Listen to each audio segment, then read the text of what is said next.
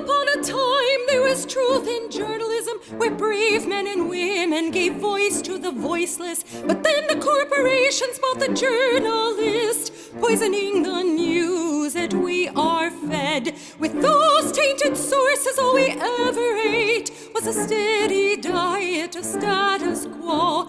This hijacked narrative hid the truth of mass suffering, injustice, and corruption throughout our land. Status quo, status quo, status quo, status quo. To expose this shift to oligarchy came a band of honest journalists. They left the studio and hit the streets to give the microphone back to the people. From sea to sea, the people were empowered to share their truth. Their voices no longer stifled, reclaimed their power. Join the media revolution now. Hey there, Jordan Sheridan live. Status Coup in the house. Monday, October 28th, 2019.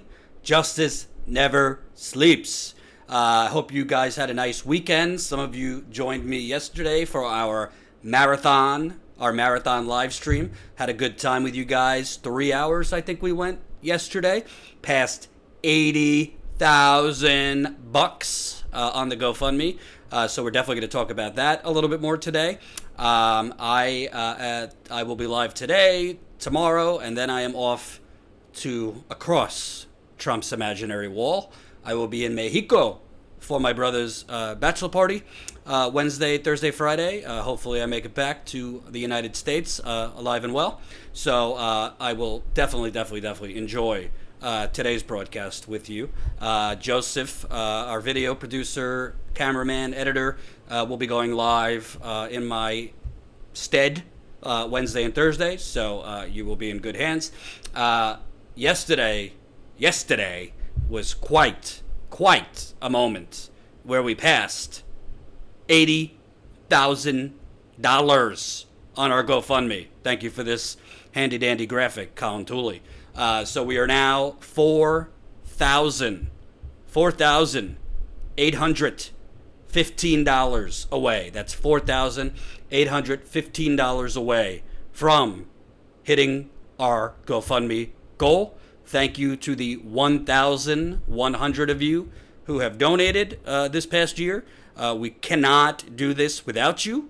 So we've had literally over 1,100 donors. Simon, $9 an hour ago. Henry, 21 hours ago. Alex, $5.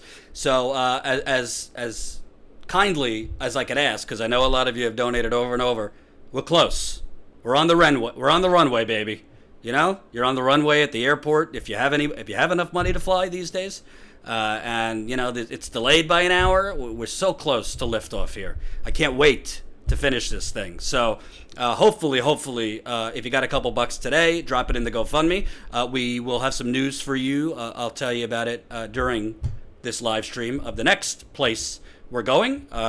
Joseph and I will be hitting the road next month, November, covering stories that I can promise you no one else is. So we'll have that for you. And in the meantime, make sure you press the like button. Get around this YouTube suppression. Press the like button. It's right under the video. The more people that press like, the more people that will see this live stream. We got 160 of you watching right now, but only 80 so far have pressed that like button. So go right under the video. Thumbs up. If you're watching on your phone, if you're on your phone in the live chat, just X out of the live chat for a second, press the thumbs up button, and then you could go back in. Makes a big difference. Also, not to ask too much, we are now at 729 Status Coup paying members.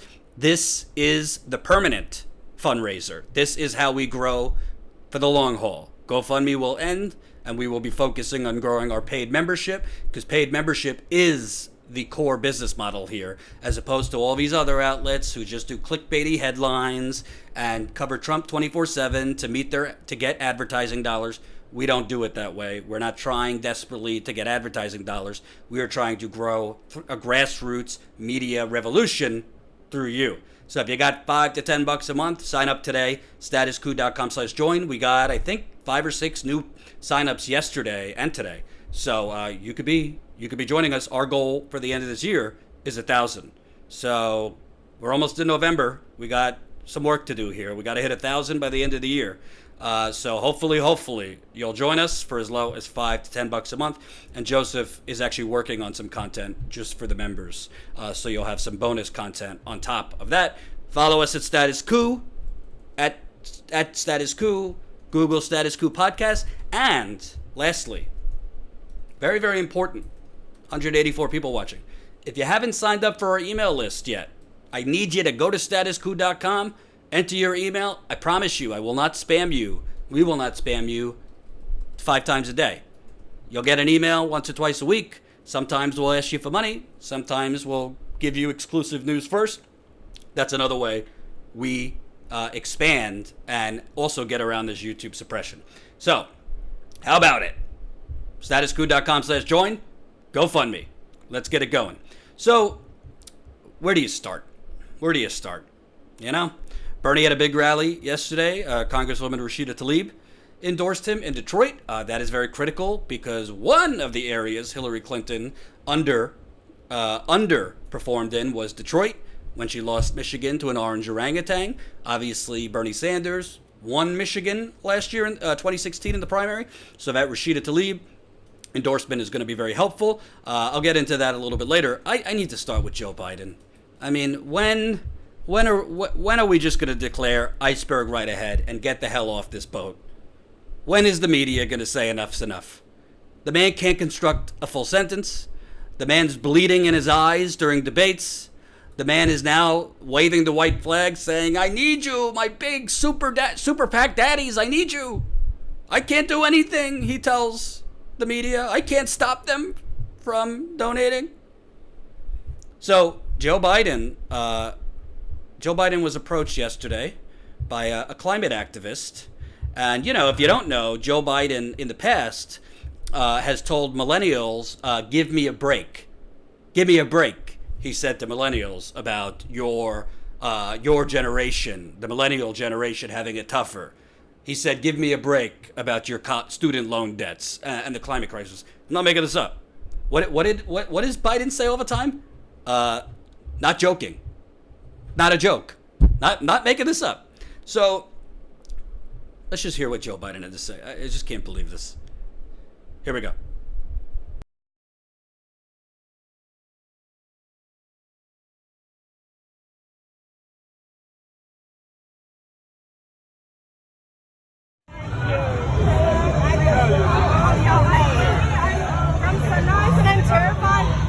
Since you're reversing and now taking super PAC money, how can we trust that you're not fighting for the people profiting off climate change? Look at my record, child. Look at my record. As you fight to go into the Iraq war and you No, that's not right. Won't you look?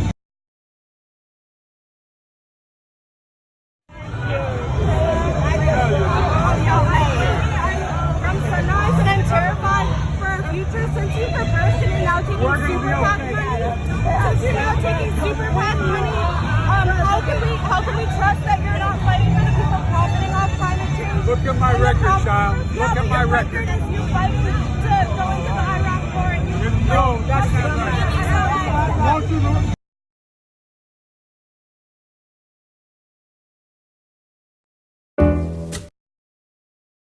Ooh, child. Well, I don't know what's worse. The fact that Joe Biden is taking a selfie with someone, calling him out, and not realizing this person is calling him out. He's like, let me take a selfie as this person's calling me out.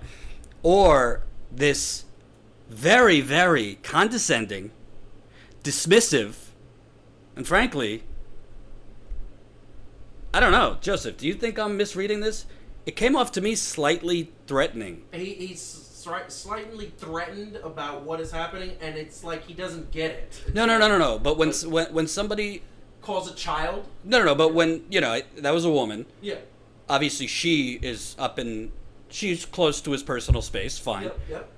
But you're in front of a woman saying "child." Yeah.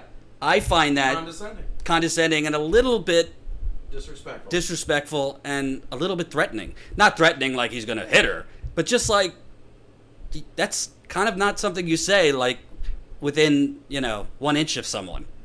And the thing is Status Quo based in New York or LA? Status Quo is based everywhere, Tup. We've been around the world. Yeah. I be player hating. That's my white privilege singing. No, I am based in New York. Jen's based in Maryland. Joseph's based in New York. But this is everywhere we've been to. And Colin, I'm going to need you to add a few microscopes here because we've been to some more places since we made this graphic. So, first of all, Joe Biden, when he says, look at my record, child, on climate change. Well, you were a senator for like 25, 30 years. I don't know of any big thing you did to turn around the climate crisis. I know Bernie Sanders has been speaking about this since the 1980s, calling it global warming in the 1980s before the term climate change and climate crisis really came about. I've never heard Joe Biden do a damn thing about climate change. In the 1980s, instead of railing against climate change, he was railing against black people needing to be put in jail more with his crime bail. When Joe Biden was a senator, he was basically bought off by banks, credit card companies who are heavily invested, by the way, in all of these pipelines and fossil fuel projects, which we're going to get to in a little bit. Because if you're going to be awake tomorrow morning at 8:15 in the morning, 8:15 in the morning Eastern Time, 5:15 a.m. Pacific Time, Joseph and I will be out covering a climate protest here outside BlackRock, which is one of the financial institutions that Joe Biden has gotten money and a lot of Democrats and Republicans get money from, and they are one of the most heavily invested in fossil fuel projects in this country. So we'll be out tomorrow covering this protest here in New York City outside BlackRock. It's at 8:15 in the morning, so hopefully you could get up a little bit early with us. YouTube will probably not notify you when we're live, so I'm telling you now, put it in your phone. 8:15 a.m. Eastern Time. This is the first time we're going to be using our live view, so we just bought a live view thanks to your GoFundMe contributions. It was not cheap.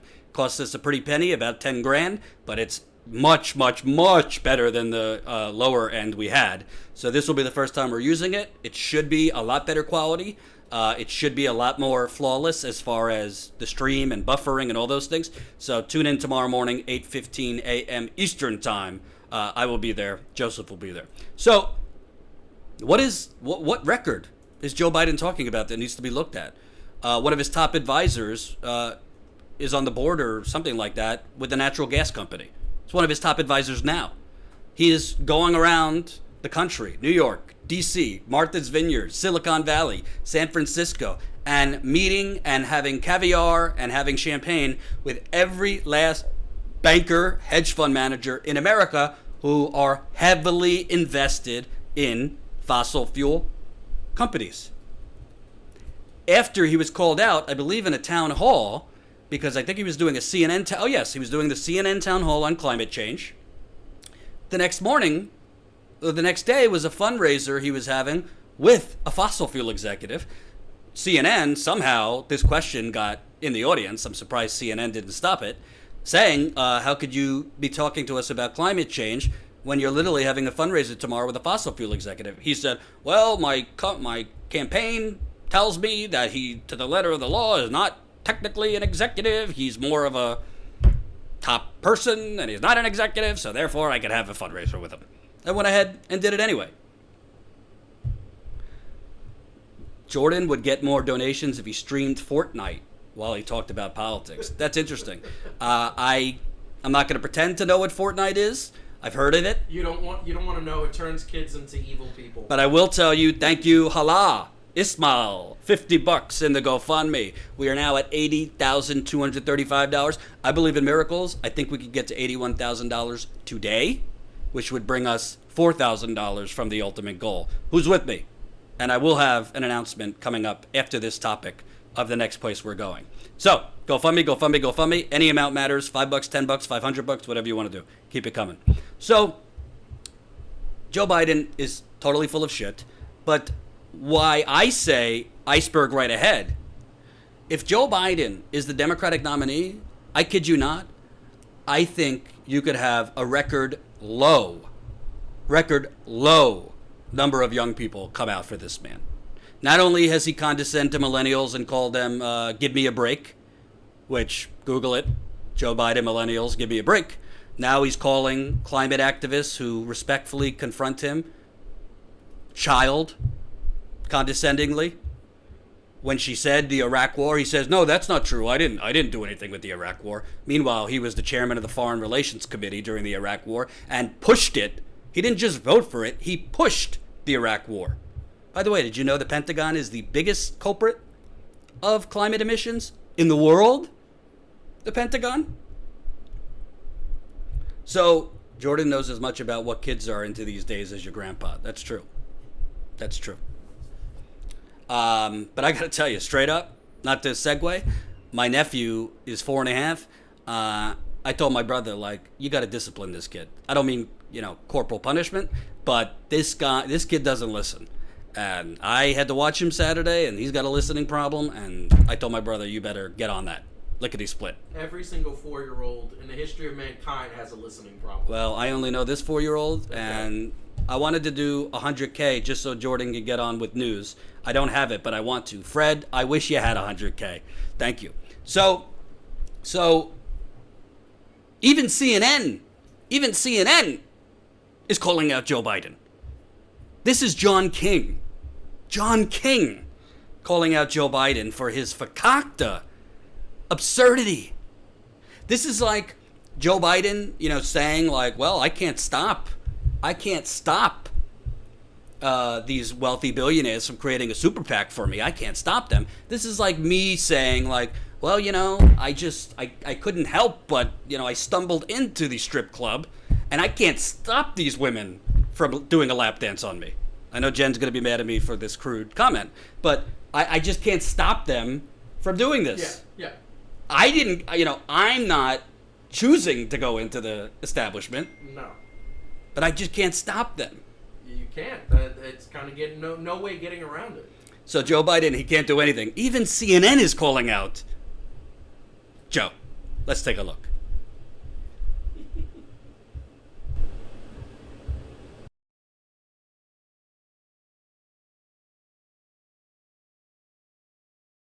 There's brushing, and there's Oral-B power brushing. Oral-B just cleans better. It's the one inspired by dentists with the round brush head. Oral-B's gentle rounded brush head removes more plaque along the gum line for cleaner teeth and healthier gums. Oral-B, brush like a pro.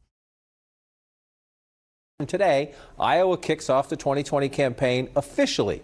You'll see 1.1% of the Democratic delegates. Yes. This is a marathon. I'm not worried about being able to fund this campaign. I really am not, truly. I don't have a super PAC. I don't want any part of that. I didn't change my opinion. I didn't look. They're able to go out and do this, period. I cannot stop them if I wanted to stop them. It's their right to do it. Last part's not true. It's just not true. And Joe Biden knows that. And so he said repeatedly at the beginning of the campaign he didn't want a super PAC. He wouldn't have a super PAC. That's not where the party is anymore.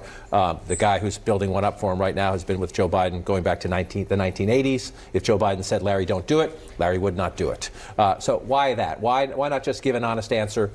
I'm not raising as much money as I need, so we're going to go this route. Because then he would have. I mean, when John King of CNN is calling you out and admonishing you, you got problems.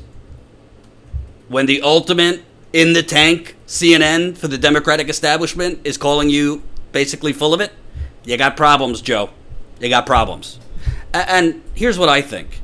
I think Joe Biden is the most recent vice president, been in office, senator, vice president, many, many years. If he's having this much trouble with grassroots donations, that he's basically just waving the white flag and be like, well, I can't stop them, wink, wink, give me your money, super PACs. How is he going to go toe-to-toe with Trump, who, by the way, in fairness to Trump, yes, Trump is bought off, completely bought off. I mean, he's got money from the banks and a lot of special interests. He also has a huge small dollar donations engine from his fervent base. So Trump has the special interest money from the banks, oil companies, big pharma, real estate, Silicon Valley, you name it. Trump's getting those, and he's getting the small grassroots dollars from MAGA Nation. So I'm somebody who says, I don't really think it matters that much because Hillary Clinton outspent Donald Trump 2-1. How's President Hillary Clinton doing? So money's not everything. Obviously, you need to be able to compete, which Bernie Sanders and, to a lesser degree, Elizabeth Warren is showing you can compete through small dollar donations, especially when you are the nominee. If you're Bernie, if you're Warren, because then there's no competition for donations on the Democratic side and all the small dollar engine will come to you. I think Warren would have less small dollar donations than Bernie would. I think if Bernie's the nominee, you're going to have a record number of young people voting, which is good. So forget whether you like Joe Biden or not. Forget whether you're a progressive or you're a conservative. Forget whether you're a neoliberal or a progressive. Thank you, Smash Dragon, $2. Elizabeth turning against Biden for Pete and Liz. Establishment turning against Biden for Pete and Liz. Oh, we're going to get to Senator Warren next. If you want to defeat Donald Trump, how are you going to defeat Donald Trump with somebody, besides the fact that he can't really construct full sentences anymore without stuttering and mumbling? I don't say that to be a jerk. I say that because it's true, and it's not going to look good on a debate stage against President Trump. But obviously, this indicates a lack of enthusiasm. The Democratic Party establishment completely ignored the lack of enthusiasm that was blinking in red lights for Hillary Clinton. I know someone in my life right now, love him to death, but he said, oh, Hillary lost because the Russians helped swing it. I've said to this person over and over again, she lost because of the lawn signs. I was there.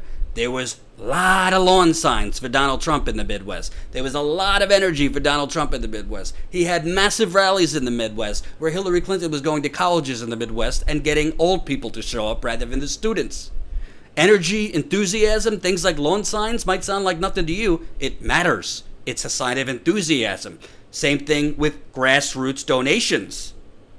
So if Joe Biden isn't getting these grassroots donations, that would indicate to me he could have every last baby boomer come out for him over the age of 60. No offense to my older viewers, because there's a hell of a lot of old people that are Bernie and progressive too. But you can't just win with old people. You're going to need young people. You're going to need young black people who are voting for Bernie Sanders over Joe Biden. And I'm not convinced, to tell you the truth. I'm not convinced the majority of millennial black people, the majority of millennial Latinos, the majority of millennial indigenous will come out for Joe Biden versus Donald Trump. I know that sounds crazy, like, oh my God, Trump is a fascist, Trump is awful.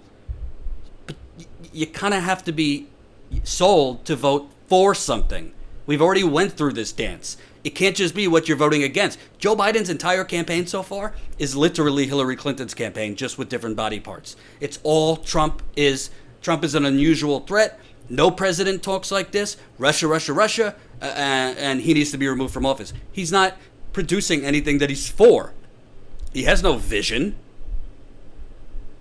And why I'm talking about Biden so much is because, to me, yes, Bernie Sanders, who, by the way, we now have a Bernie Sanders action figure as a prop. I'm not a fanboy, but I do think this action figure does help with certain things. So Bernie is with us. Fantastic. So,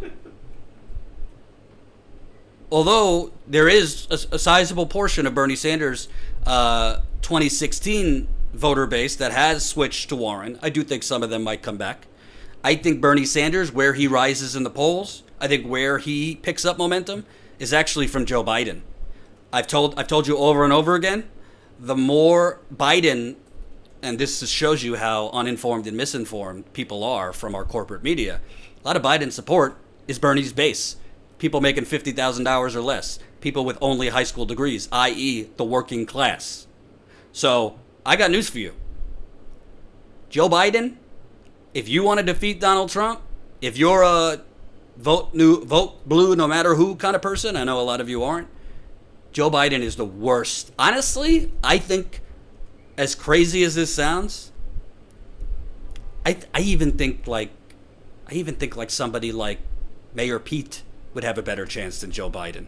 He's younger. He's more coherent. He's also full of, I'm trying not to get demonetized, full of it. But at least he looks the part, and he doesn't look like he's stuck in a 1995 time machine. And I think he could bring over more. Right now, he's at 1 or 2% among black people. I think if he were the nominee, he could. I'm not a proponent of him being the nominee. I think Joe Biden is the worst candidate to defeat. To tell you the truth, and I know this is going to blow your mind, I think if Hillary Clinton, God forbid, got into this race, I think she has a better chance of beating Trump than Joe Biden. Call it a, Rocky versus Apollo round 2. Rocky lost to Apollo round 1. I'm not comparing Hillary Clinton to Rocky Balboa, but you get the point. So, I don't know what to tell you. Couple things I gotta tell you really quick. One, can people hear you? Yeah, they can hear me. Okay. One, people love your haircut. Oh, thank you. Really just got that today. And 2, several requests for a Jordan action figure. Jen might not like that. Jen doesn't want my ego growing. She says I have an ego. But I'm for a Jordan action figure for sure. If the proceeds go to Status Coup, because we got to grow. So, before I get to my next topic, I do have an announcement. I don't have the exact date. But add to this list. South Dakota and Nebraska. We're heading to the Great Plains, folks. We're heading to the Great Plains, probably give or take mid-November. We will be hitting the ground to cover the ongoing battle against the Keystone XL pipeline. For those of you that don't know, construction, well, what they call pre-construction, has already begun on this disastrous pipeline. For those of you who are environmentalists, you know that this Keystone XL pipeline has literally been in the courts for a decade.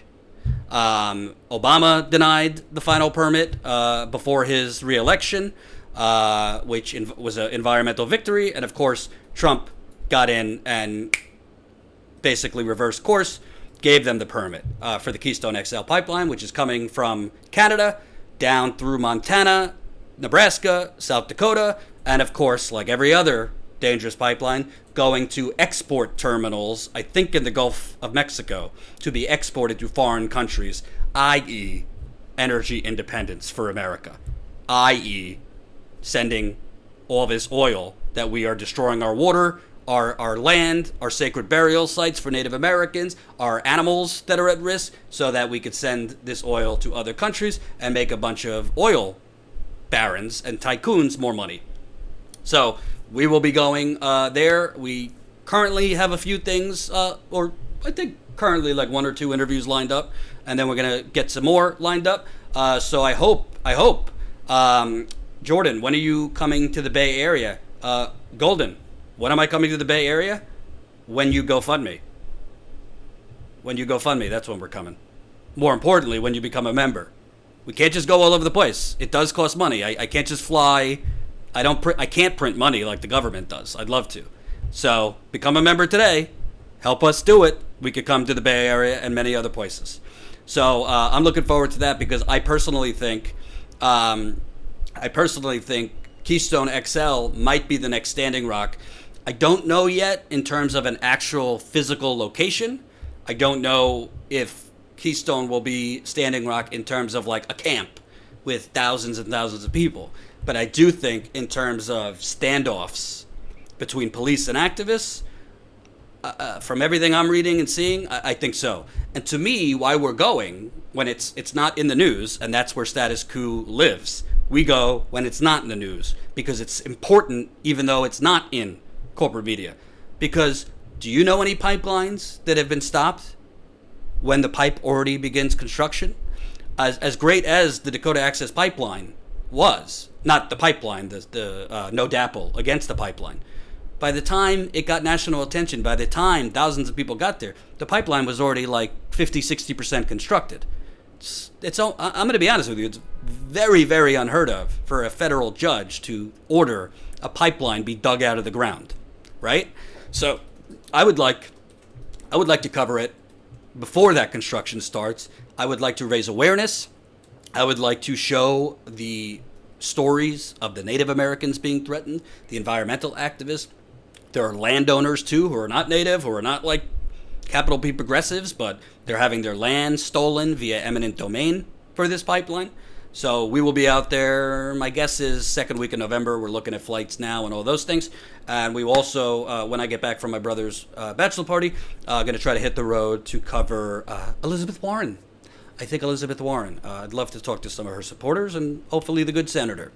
And respectfully challenge her on a few points that I think need clarification, if you know what I'm saying. So, I will ask you one more time. We are in the final stretch.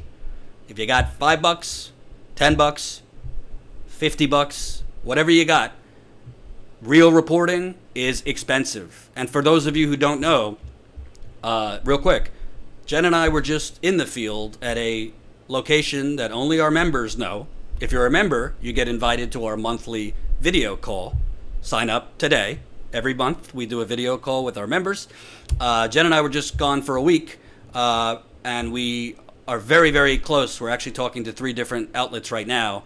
Very, very close to hopefully securing one of those outlets to break. I mean, I don't even know how to say it. I mean, a mammoth Moby Dick story. I'll leave it at that. Would you call this a big story, Joseph? Yeah, huge. I think it's one of the biggest stories. I think it's going to be something that it's going to, first of all, whoever breaks it is going to get that camaraderie, and we're at the forefront of it. And I think it's something that could change a lot of people's lives, the bad people's lives, and, you know, the people actually on the ground. Yes. Lives for the good. We're being vague because we don't want the people who we're investigating to know we're looking into them. And before I move on to the next topic, somebody said, you're not getting within 2 meters of Warren. Sorry to tell you that, Chief. Hey, Charles, I don't think you know me that well. First of all, there's no threat to Senator Warren here. We're not talking violence. We're talking journalistic questioning. But listen, if they deny me credentials, that's a story right there. Why would a progressive candidate be denying progressive news organizations credentials? But if I get in, we'll get in front of her. Don't you worry about that. I'm very persistent. So that's it. Statuscoup.com/join. GoFundMe. Now let's move on, actually, you know what? Little quick. This is why you should become a member. Quick reminder. Here we go. Brand new reaction coming in from Rudy Giuliani. And right now, President Trump's former top advisor on Russia. More breaking news tonight on Rudy Giuliani. Trump lawyer Rudy Giuliani is under criminal investigation. President Trump is not going to cooperate. The latest on impeachment. Impeachment investigation. President Trump. President Trump. President Trump. President Trump. President Trump. President Trump's educational issues with the children that have been poisoned. We're at one of the encampments that homeless people are living at. It's really discouraging to notice these similarities where you have the administration going, there's absolutely nothing wrong with your water. But here, take these filters. Are you on Social Security? I am, but I work a full-time business. No, I know, but you're aware Social Security is a socialist program. Well, that's beside the point.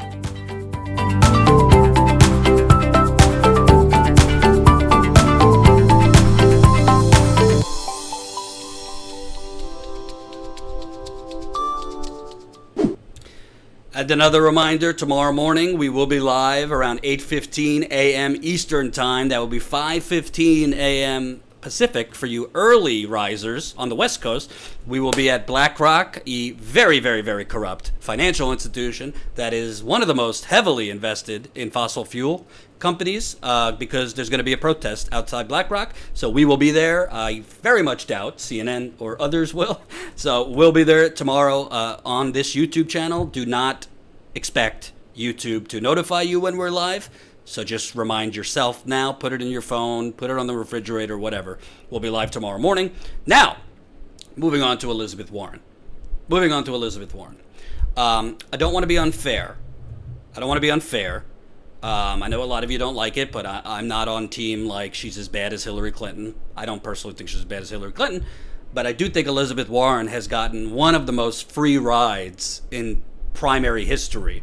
I mean, other than Barack Obama in 2007 and 2008 when he was a candidate, and the slobbering, adoring coverage he got, which, by the way, I was very, very naive back then. I got hoodwinked by Obama, like most of you.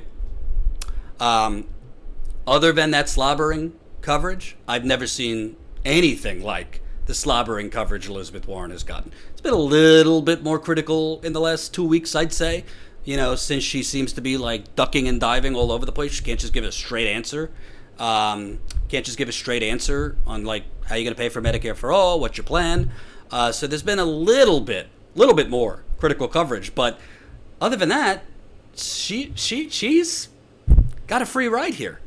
And one of the things, and in fairness, Jen and I have been really busy, so we haven't looked as far into this as we should have. One of the things that really no one has gotten into, and frankly, I think the New York Times deserves a little credit here. She defended as a lawyer a lot of slimy big corporations before she was a senator. So there's a bit of before I read some of the story, there's a bit of a conflict here between someone who deserves credit for being the driving force between creating the Consumer Financial Protection Bureau and somebody who has said, I've been fighting for consumers and the working class all of my life. There's a conflict there between that and defending Dow Chemical as a lawyer and defending other corporations who have done very, very much harm to vulnerable communities, including women. I won't read the whole article. Let me put it in the live chat if you want to read along with me. This is the New York Times. Elizabeth Warren. Here, where are you?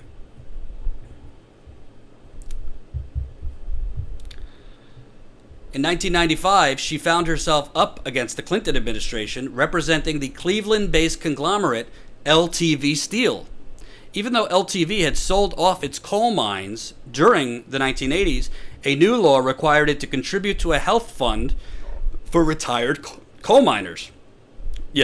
That health fund, obviously, to their respiratory issues, to their health issues, because coal miners have gotten it almost, I can't think of workers, especially union workers, that have had more health issues. You go to West Virginia, it's Cancer Row. Up and down West Virginia with coal-related illnesses.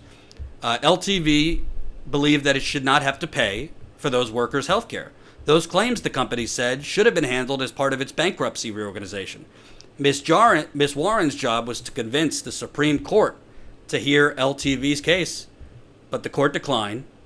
But for Miss Warren, the issue would fester. Over a decade later, it came up in her Senate run, where Scott Brown called her a hired gun who sided against working people. Not that Scott Brown is such a big working class hero. The LTV case was a part of a considerable body of legal work that Warren, one of the nation's leading bankruptcy experts, took on while working as a law professor, moonlighting that earned her hundreds of thousands of dollars over roughly 2 decades beginning in the late 1980s, mostly while she was on the faculty at Harvard. Much of it involved representing big corporate clients. Against the backdrop, some of Miss Warren's critics have seized upon her bankruptcy work for LTV and other big corporations to question the depth of her progressive bona fides.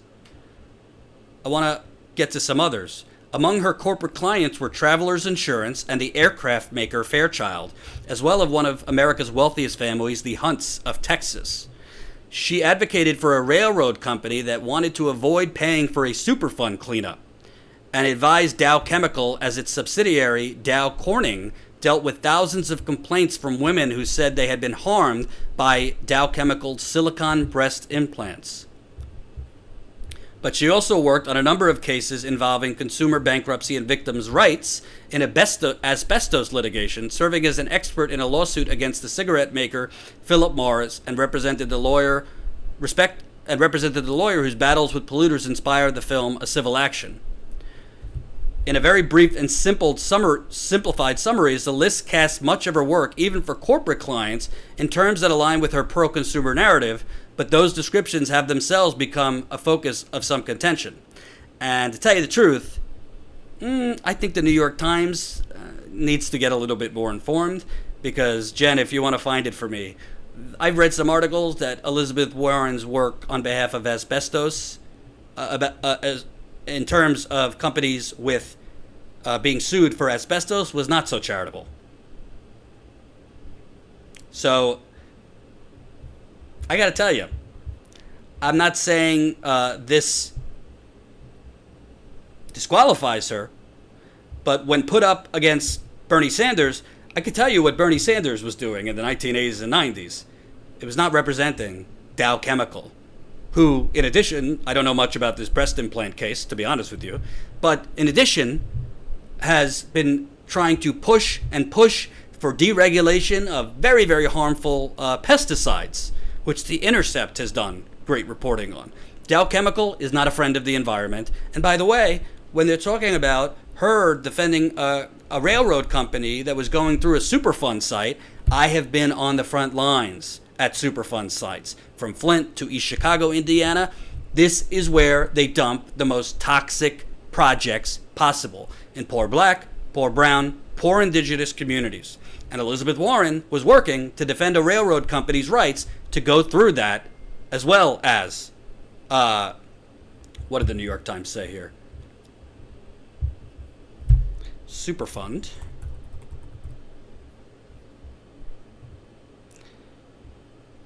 That wanted to avoid paying for the Superfund cleanup. So, I don't know. Call me cynical Susie here. I think if you're a hardcore progressive, hey Jen, email that to me because my iMessage isn't working again. Email that to me so I could, actually I can get it this way.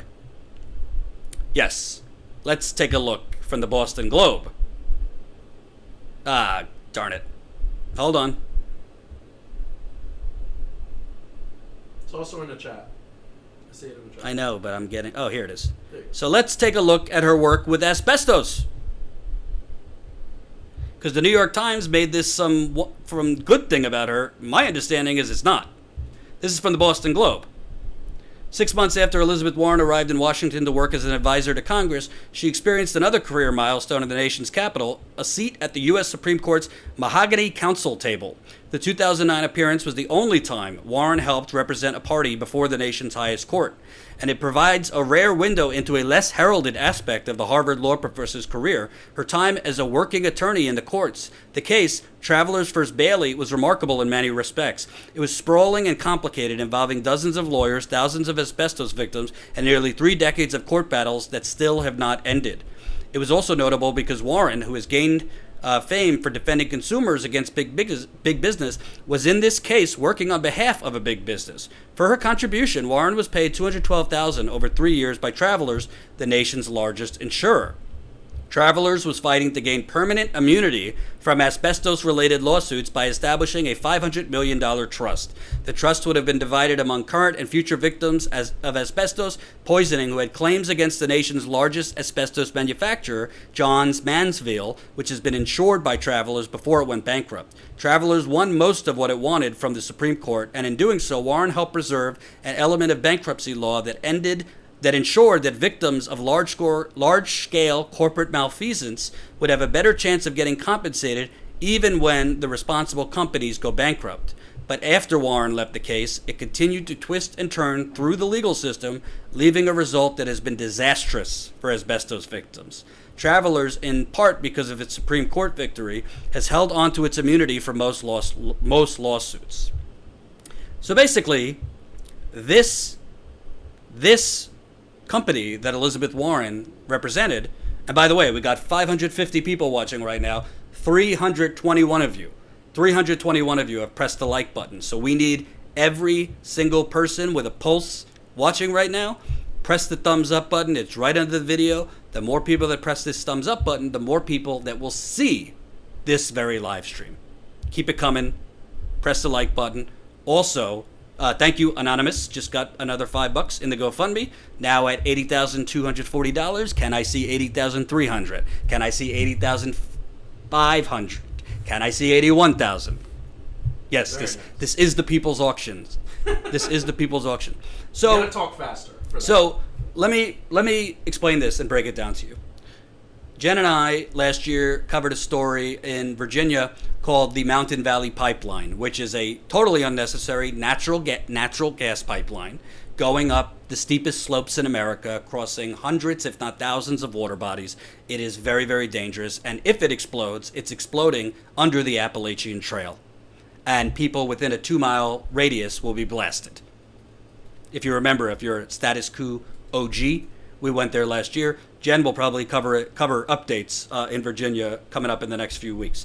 So, as part of Mountain Valley Pipeline, Governor Terry McAuliffe, BFF to Bill and Hillary Clinton. You know Terry McAuliffe? He was the governor of Virginia. He made a backroom deal.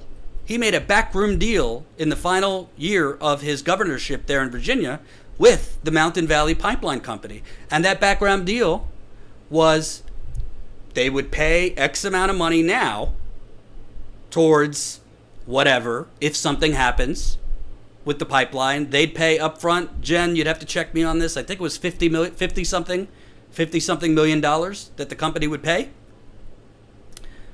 And that money up front would then make them immune to any other damages if the pipeline explodes or if there's a problem with the pipeline. So basically, that's milk money to this pipeline company. They got to pay, I think it was $56 million, if my memory serves me correct, up front. That would go into basically a pool if something goes wrong with the pipelines for victims. But past that $56 million, they're off the hook. So I tell you that example because that's basically what Elizabeth Warren, she wasn't the only lawyer, obviously, for travelers, but that's basically what she was able to do, representing travelers, where, all right, we'll put some money forward now for asbestos victims, but we get immunity past that. So it's essentially, we'll pay a little bit up front and save a whole lot now. Again, I'm not personally saying this disqualifies her. You know, it wasn't 5 years ago, it was 15 to 20 years ago. But it says something about the kind of person you are. She, as far as I know, she was a Harvard professor, I believe. So you would have to think she might not be rich, but she wasn't poor as a Harvard professor. So then you make the argument, well, she had to support her kids and whatever, and there was a lot of money here for her to make. Well, can't you make decent money as a Harvard professor, a lawyer? Elizabeth Warren, say what you want. She's a brilliant woman. Very, very smart woman.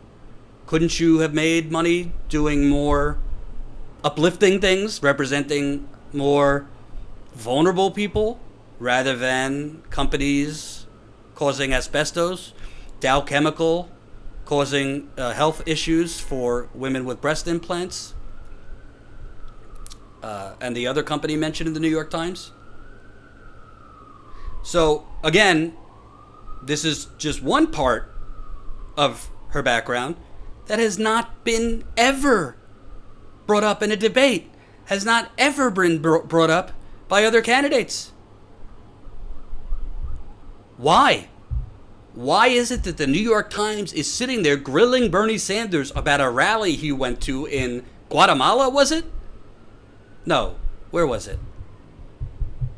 Jen, where was that New York Times story that was grilling Bernie Sanders Nicaragua. Because he was at a rally in Nicaragua and there was some anti-American chants. Did you hear those anti-American chants? Mind you, the Contras were murdering the people of Nicaragua, but they were pressing Bernie Sanders.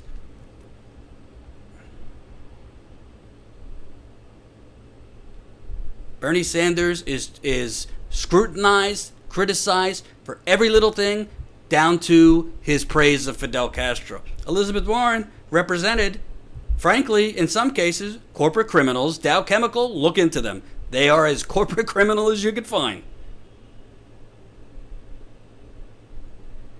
But again, in fairness, good on the New York Times for talking about this.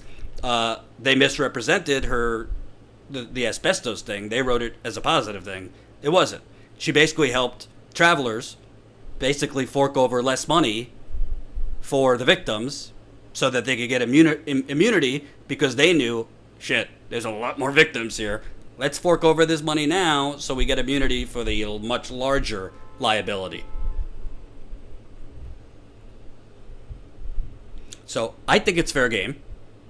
Frankly, I'm surprised at this point that no one's brought it up because I don't expect Bernie to bring it up, but even Biden, Kamala Harris, all these other people, because it goes to authenticity. Now, if it was brought up and she was challenged on a debate stage or anywhere else, and Elizabeth Warren wanted to say, you know what, at a time in my life, I represented some corporations. At the time, it was good money for me and my family, but in that process, it almost lit an inferno inside of me to see how wrong it was what these companies were doing, how wrong it was what lawyers like me were doing in helping them basically get off with a much smaller bill for the damage they've done. And that was part of my passion and drive to then go and work on the consumer side. I think that's fair. I don't think it totally erases the fact that she worked for those companies and did that, but I think that's at least authentic that your eyes were opened doing that. But you have to own it. She hasn't owned it because she hasn't been challenged one bit about it. And you saw it right there. She didn't speak with the New York Times. Her campaign didn't comment for the New York Times because they are hoping that this is one story and it doesn't start a trend. And my guess is, Rachel, don't give her the answer. Rachel, thank you for giving me that much power. Pretty confident Elizabeth Warren and her people aren't watching my live stream right now. But if they are, you cannot take that answer. But what's amazing to me here, can you imagine, for 1 second, can you imagine if Bernie Sanders ever did anything for a corporation? Can you imagine that for a second? If Bernie Sanders, as mayor of Burlington, Vermont, if Bernie Sanders as a congressman, ever in any way represented a corporation to get them a special deal or minimize their liability on something, they would be calling for him to drop out of the race and resign as a senator, wall to wall, on MSNBC. Could you imagine if Bernie Sanders had anything to do with Dow Chemical and faulty silicone breast implants? The same people going on MSNBC said, I think Bernie Sanders anti-women.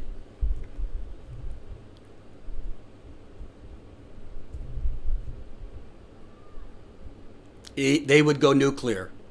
Brian McManus, my father worked for JM at a diatomaceous, sorry if I'm mispronouncing, earth mine processing plant, died of emphysema, so Liz Warren is out of the running for me. That's fair. Sorry that you lost your father due to that. I mean, I think a candidate's past is credible, and she should have to explain, why did you work for these corporations? Why and how is this consistent with you being a champion for the middle class and authentic on basically being a warrior against corporate greed? Because people can technically evolve, but I don't know many politicians that actually evolved legitimately. I actually think Tulsi Gabbard, although I got some issues with her lately on she's going to have off-the-record conversations with Wall Street people, and some of you Tulsi fanatics in the crowd are getting on me for daring to ever disagree with Tulsi Gabbard. I think you guys need to get your behind out of her behind, get your head out of her behind, and see straight. Okay? So, although I disagree with Tulsi on certain things, I think she genuinely, from what I can see, has evolved on LGBT issues.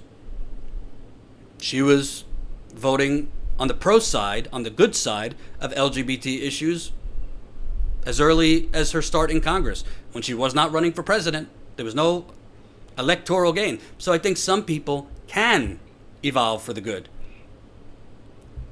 But I would like to hear from Elizabeth Warren why she worked for Dow Chemical, which is a corporate criminal, why she worked on behalf of travelers to minimize their liability for asbestos victims. I'm sure if Jen and I look further into it, we'll find some other companies that she represented. It goes to somebody's ethics. It goes to somebody's character. Not saying she's all bad, but that's a big problem. And on its own, if Bernie Sanders was not in the race, if he was never running, maybe it would be less so because you have to look at the other candidates. But Bernie Sanders is in the race. As far as I can see, Bernie Sanders, you know who he was working with in the 1980s and 90s? He was one of the first mayors in America to launch a gay pride march in the 1980s. He was one of the first mayors to stand with HIV, people with HIV, when America was still freaked out about HIV. And there was a real stigma attached to having HIV. So,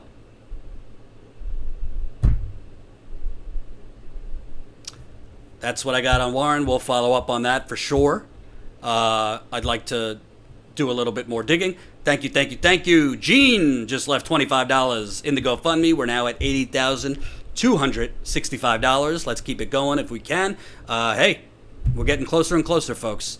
$85,000 is close. If you weren't here for this part, we're going to cover the Keystone XL pipeline probably in 2 weeks. So that will be one story your generous donations will help fund us to go cover. We're also going to hit the road once I get back to from my brother's bachelor party. And I'm now getting a text that Max Blumenthal was just arrested. This is from Aaron Mate. Let's take a look. Max Blumenthal with the Gray Zone was just arrested on a ridiculous charge stemming from delivering food to besieged activists in Venezuela's D.C. embassy 5 months ago. Max has done incredible work exposing U.S.-backed coup in Venezuela, and this is a bid to intimidate him. I'm just going to go read this because this is breaking.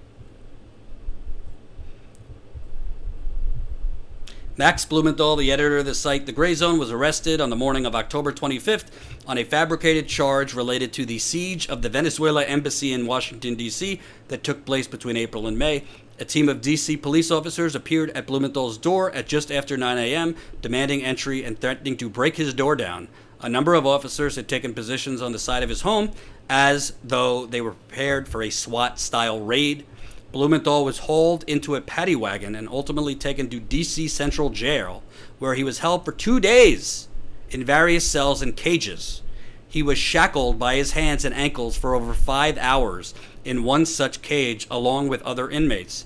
His request for a phone call was denied by D.C. police and corrections officers, effectively denying him access to the outside world. Blumenthal was informed that he was accused of simple assault by a Venezuelan opposition member. He declared the charge completely baseless. The charge is 100% false, fabricated, bogus, untrue, and malicious lie, Blumenthal declared. It is clearly part of a campaign of political persecution designed to silence me and the Gray Zone for a factual journalism exposing the deceptions, corruption, and violence of the far-right Venezuelan opposition. The arrest warrant was 5 months old. According to an individual familiar with the case, the warrant for Blumenthal's arrest was initially rejected. Strangely, this false charge was revived months later without the defendant's knowledge. If the government had at least told me I had a warrant, I could have voluntarily surrendered and appeared at my own arraignment. I have nothing to fear because I'm completely innocent of this bogus charge.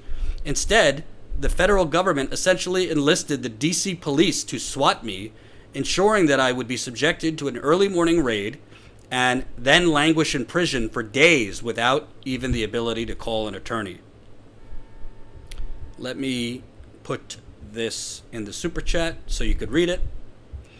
When I am off the live stream, I will reach out to Max, Ben, and Aaron to see if one of them could do an interview. This is outrageous. The Gray Zone. Jen was there too. Jen was on the ground for status coup outside this embassy, which the Venezuelan government gave permission to the embassy watchers to be there. It is the Venezuelan government's embassy. They have control over it. I believe Max was there covering the standoff. The Venezuelan the Secret Service was deployed to illegally take the embassy watchers out of that embassy when they had permission to be there. And now Max Blumenthal is being arrested for quote unquote charging somebody, when in reality the charge seems to be that he snuck in food. You guys think I'm joking for the last 3 years when I said we already live in a fascist country and it happened long before Donald Trump? This is called fascism. This is what fascist countries do. They shut down the free press. They shut down actual, real reporting. They're not shutting down the Washington Post or the New York Times, because the Washington Post and the New York Times don't do what Max and the Gray Zone do. Max has also done great reporting from Venezuela. Ben has done great reporting from Honduras, Colombia. So status quo is on the ground domestically, but these folks are in some really dangerous areas, frankly. As far as I know, they don't have any big daddy, sugar daddy funders like some other independent outlets do. And throwing him in a jail cell for 2 days, and I could only go by the report. I don't have any reason to think it's not accurate. A cage? Not give him a phone call when you are legally entitled to a phone call? This is not just trying to intimidate the press. This is criminalizing the press, and this is what they do in fascist dictatorships. And by the way, yes, it's happening under the Trump administration. Don't expect the Democratic Party to speak out on behalf of Max. I don't even expect other media. I don't expect other media to speak out on Max's behalf. You don't have to like Max's reporting. You don't even have to like the Gray Zone. But to be arrested and thrown in a cage for what? For what? Bringing food in an embassy? It's outrageous.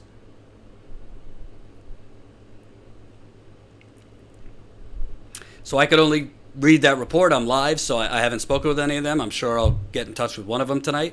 But it's very scary, and I won't lie to you. It's scary for us at Status Quo here.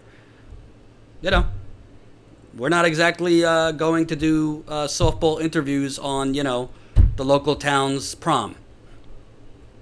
I think that's where, to me, the weapon for law enforcement is videos. You gotta have videos. You gotta have when they come to you and they say we want to talk to you, you put a camera on. You don't let them know that you have the camera on, and you're not aggressive. You put your hands behind your back and say I'm not gonna be aggressive with you. And the video will tell the truth, and they'll get in trouble for it. Unfortunately, you might have to spend a night in jail because of it. Unfortunately. Yeah, but honestly, the video doesn't help either, because they were there, they had video, but they're literally arresting him for bringing in food to an embassy where the people who were in that embassy had permission from the Venezuelan government.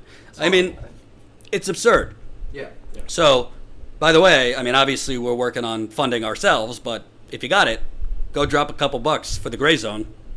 I'm sure they're going to have some legal bills now for no reason, but it's really outrageous.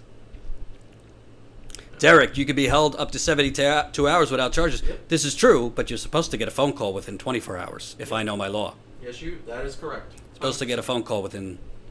And also, doesn't it indicate to you that this was hanging out for 5 months? They just do this now?